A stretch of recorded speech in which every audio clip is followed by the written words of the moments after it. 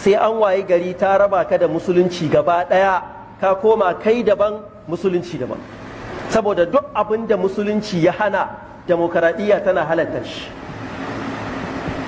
Duk abin da Allah ya hana to halal ne a demokaradiyya.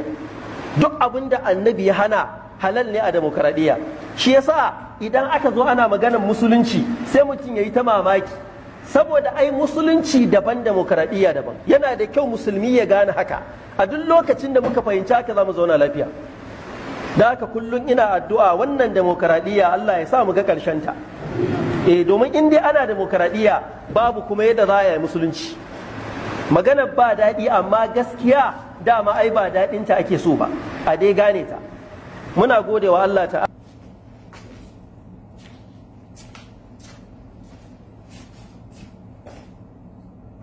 أعوذ بالله من الشيطان الرجيم بسم الله الرحمن الرحيم أما بعد السلام عليكم ورحمة الله وبركاته. jama'a kamar da ku saurari Ibrahim Kaduna mai baruta, wanda kullum addu'ar da muke yi Allah shirye shi, Allah raba shi da ɗabi'a irin ta Yahudawa. Sai da Yahudawa su suke sanin abu kuma suke takewa. Shi sa Allah ya buga musu misali, Allah ke cewa ka matsalil himari yahmilu asfara.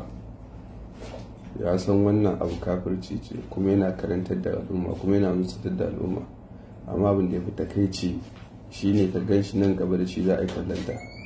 Allah ya shirye shi, Allah ya sa ya kubuta ya karfin zuciyar shi da wannan abu da yake yi. Sannan jama'a abu na biyu shine kullum za mu cire da kawo har sai ka tabbatar lallai abin da kake yi shirka ce, kuma in ka je wajen Allah baka da uzurin da mutane suke cewa ai idan muka yi demokradiyya za a kashe mu, za a yaƙe mu, za a talautar da mu. To a yan uwa, shi kisa ai bai kai shirka ba. Allah ke cewa wal fitnatu akbaru min al qatl. Allah ke cewa shi fa ku sani shirka ya fi girma a wajen Allah kan kisa.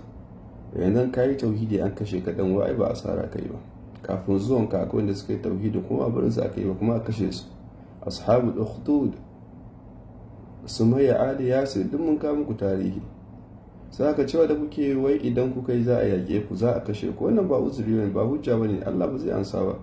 Saboda shi Allah da mai ce maka cewa ba za a gushe ba ana yakan ku har sai an mai da ku kun zama kafirai. Allah ce wanda ya kuskure zama kafiri ya mutu a kafirci, Allah ce to wannan faɗan wuta ne.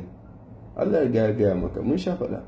Sai aka tsoro cewa kar a yake ku, kar a kashe ka, kar a talauta ka, wannan ba hujja bane a Qur'ani. In ka duba Qur'ani za ga duk wanda suka yi tauhidi a baya duk wannan abu ya same su. Kuma abin da za mu ke so mu tabbatar cewa fa wannan ikiran da kuke na tsoro da talauci da ƙarya kuke fa. Da yanzu demokradiyyar da kuke yi kullum kuna cikin talauci, kullum kuna cikin tsoro. Wanda da ma shari'an ku tsaya za a yi wata lalaya ka muku dauki. Kuma har wannan yake kawo cewa fa ba fa gaskiya bane abin da kuke faɗa. Yau ina yin ɗariku, da za a ce ɗariku yau gwamnati demokradiyya ta hana maulidi, don Allah za ku je baki ku shiru ne ku ce an fi ƙarfin ku ne? Musan ba za ku yadda ba. Haka ina sauran jama'a, yau da za a ce gwamnati demokradiyya ta hana sallah, ta hana azumi, ko kuma ce ta hana ƙarin aure, wallahi ba za ku je hannu ba ku shiru ba, sai kun yaƙe ta sai da wani haƙƙi da ta hana. To yaushe sallah, yaushe azumi, yaushe aure ya fi tauhidi? Yaushe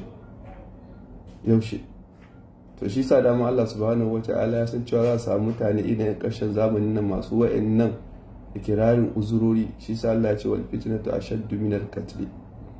Wallahi shi sa ga maka gwara aka kashe kai tauhidi da ka rayu wa Allah shirka. Saboda ba za mu gushe ba, kullum muna faɗa muku har Allah ya ɗauka ranmu. Allah ya shirye mu gaba ki da